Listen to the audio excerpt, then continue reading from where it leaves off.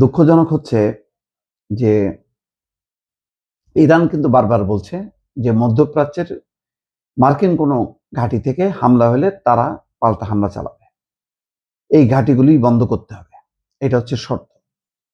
কিন্তু এই শর্ত না মেনে বারবার কিন্তু সেই ঘাঁটিগুলো ব্যবহার করা হচ্ছে।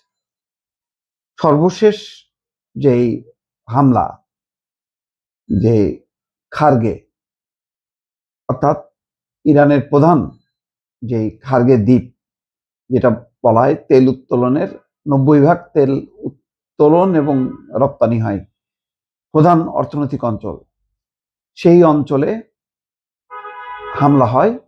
সেটা সংযুক্ত আরব আমিরাতের দুটা ঘাঁটি থেকে।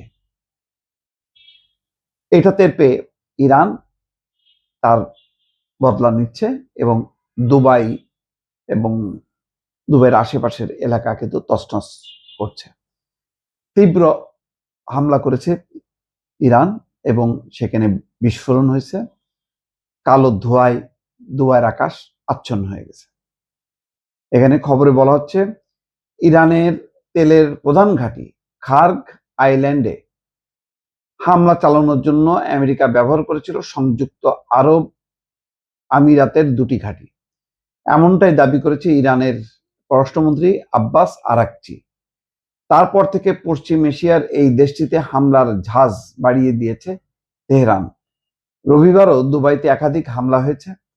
তীব্র বিস্ফোরণের শব্দ শোনা গেছে দুবাই মেরিনা এবং আল সুফি সংলগ্ন এলাকায়। সংযুক্ত আরব আমিরাতের ফুজাইরা তেল টার্মিনালেও রোববার হামলা চালিয়েছে ইরান।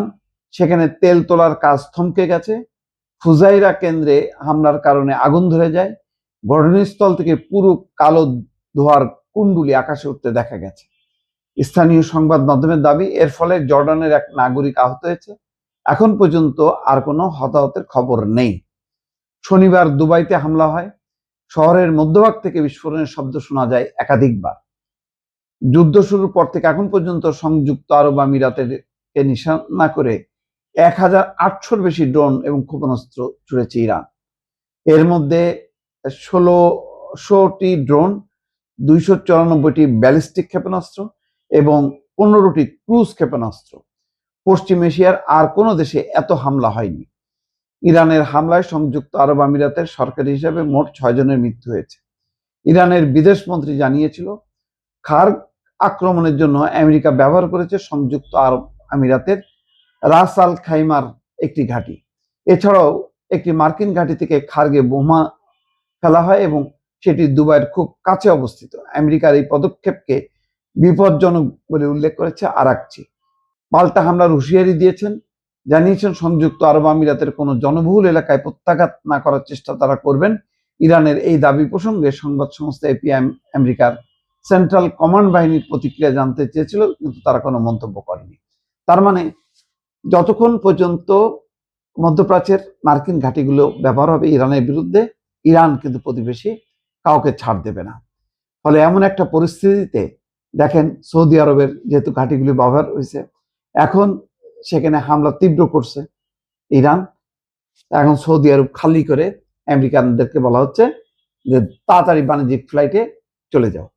এই হচ্ছে দর্শক পরিস্থিতি। তার মানে মধ্যপ্রাচ্যের এই যুদ্ধ কিভাবে বিস্তারিত হচ্ছে এবং সর্বগ্রাসী রূপ নিচ্ছে নিশ্চয়ই বুঝতে পারছেন।